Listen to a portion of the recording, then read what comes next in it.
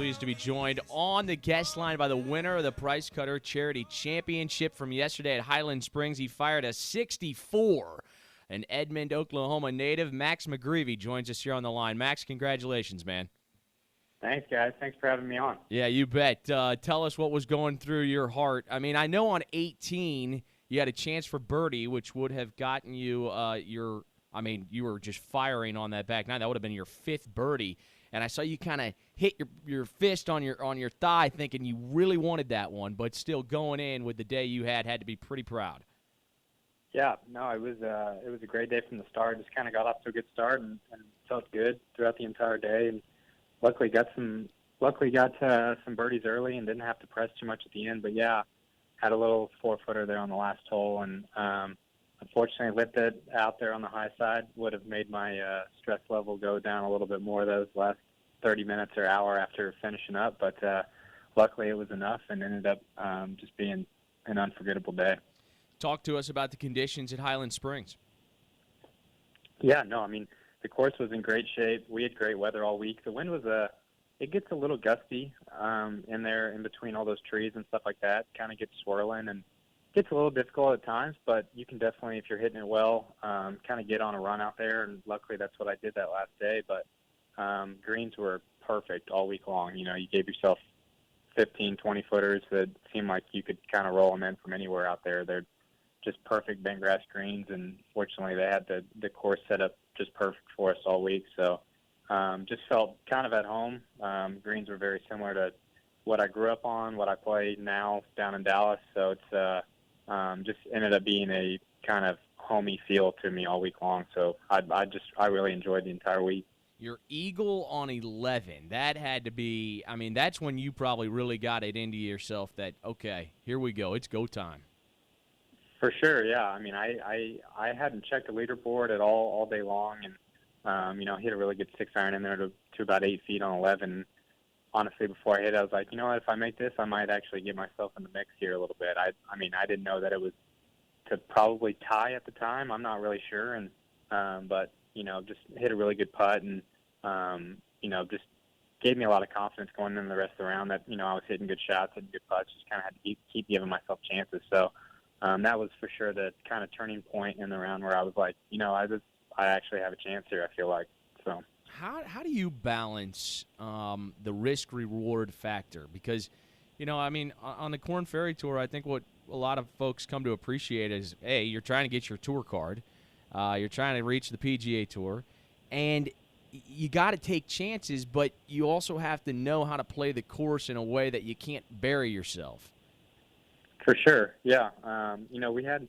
We had some easy conditions and a little bit easier golf course this week, but at the same time, there's a lot of challenging shots where one little mistake can cost you a couple shots and just enough points where who knows at the end of the season it could cost you big time. So it's definitely a give and take at times. Friday, Saturday, I wasn't playing great. I feel like I didn't press quite as hard, and when I came out on Sunday, swing felt really good, made a couple putts early, and, kind of gave my caddy and I a little bit more indication that maybe I could press a little bit more, take a couple chances, just because I felt that much better with my game. And I think it's more of just a day-to-day thing, just kind of feeling where you're at, what kind of risk you can take. And I think that's the main thing of just being able to understand where your game's at week to week and what you can take on, essentially.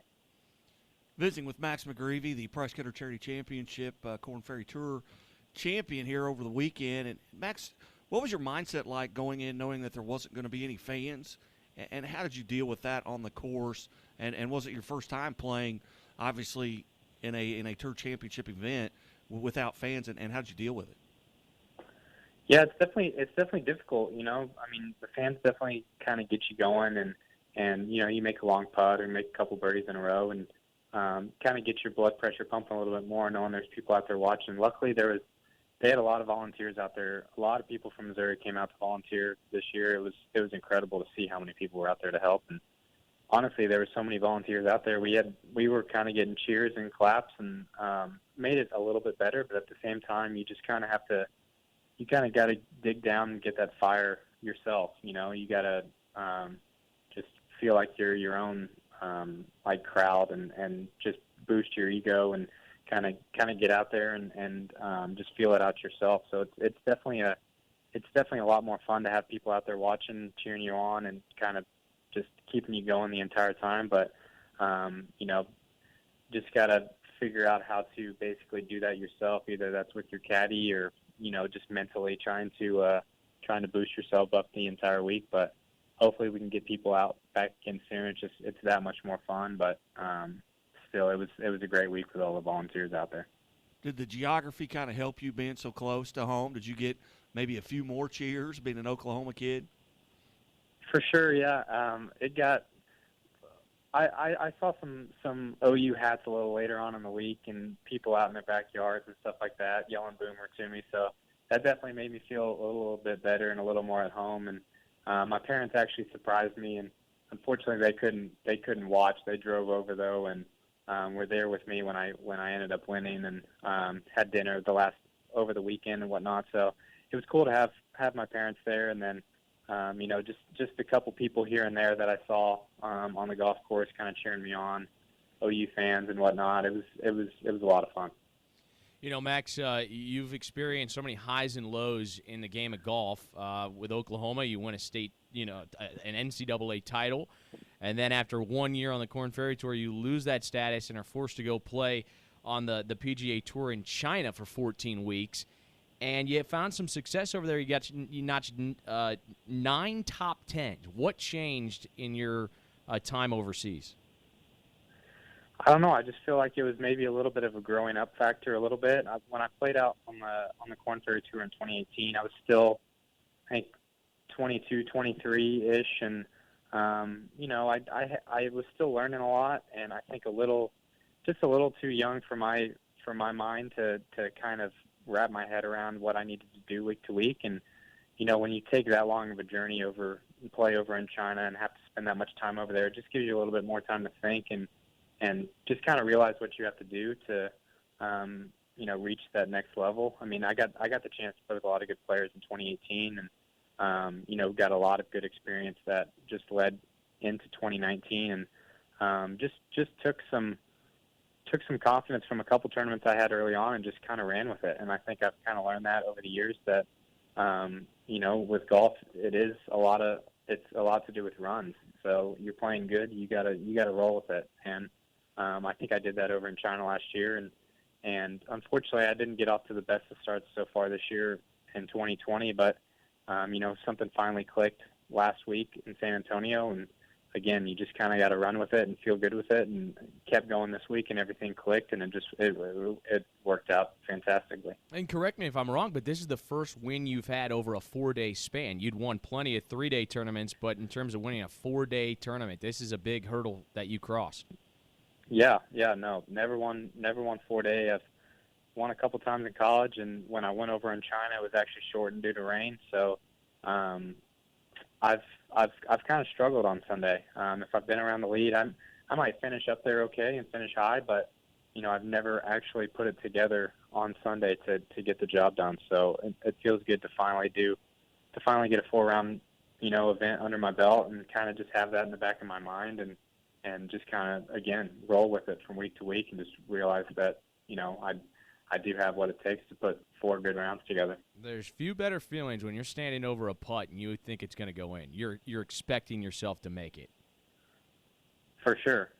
I mean, that's you can't have any better feeling than that. And fortunately, I felt like I hit a couple putts yesterday, and they still ended up going in. So just kind of the hole felt huge all week long, and putter felt good, and it's been on a hot streak lately. It's just it's not been quite good enough, and this week it was. So did you get a nice welcoming from your housemates? I understand you live in what's known as the Dirty Meadow. Maybe you haven't been home yet, but a big article on Golf Week regarding your roommates living with 4 other professional golfers. Yeah, I was going to go back to Oklahoma, ended up coming back to Dallas, needed to do a couple things. So I got here last night, and everyone was here except for Charlie Saxon, who he's headed to Omaha to play next week. But yeah, Scotty and Grant and my other two roommates, Will and Drew, they were just super nice and inviting, and it was fun to be back here and kind of celebrate with them a little bit. And it's such a fun dynamic that we have here, and we've been playing really good golf. Scotty's been playing great. Grant is too, and Charlie and Grant are just they're that close to doing the same thing, and hopefully we can just fill this house up with trophies before we have to move out. Well, I'll tell you what, you keep winning tournaments like this, and you might decide that living on your own is a little bit better. But I'll tell you this much. This is a huge win. I mean, this is a career-defining moment for you in many ways. Yeah, for sure. I don't know if that's set in yet. I've kind of always known that a win out there is definitely kind of a game changer for sure. And, it felt like another just good round of golf, and I think it'll set in here pretty soon. Going to go back up to Edmond and celebrate with my family this weekend. But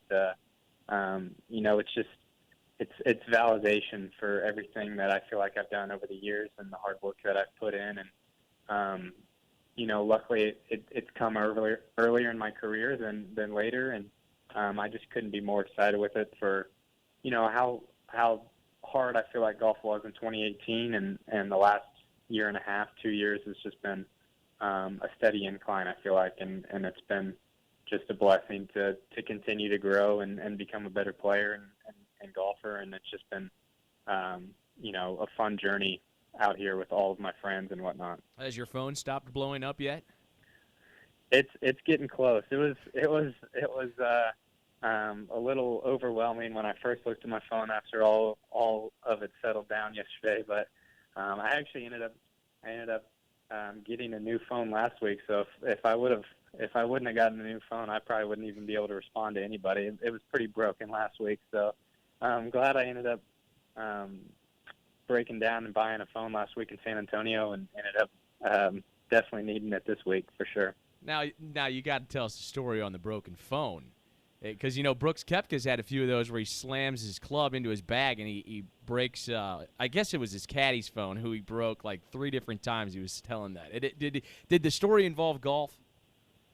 No, not at all. Okay. No, it was wear and tear over the years a lot. I mean, going over to China, having to deal with all their, politics of VPNs and everything like that on your phone. It was time for a new one for sure. And I had maybe hit it out of anger a couple of times, maybe not golf related, potentially golf related. I don't know, but it was due for a new one. All right, I'm going to leave you with this. If I'm a 12 handicap, how do I take the next step to getting that thing under 10 and really advancing to becoming a good golfer?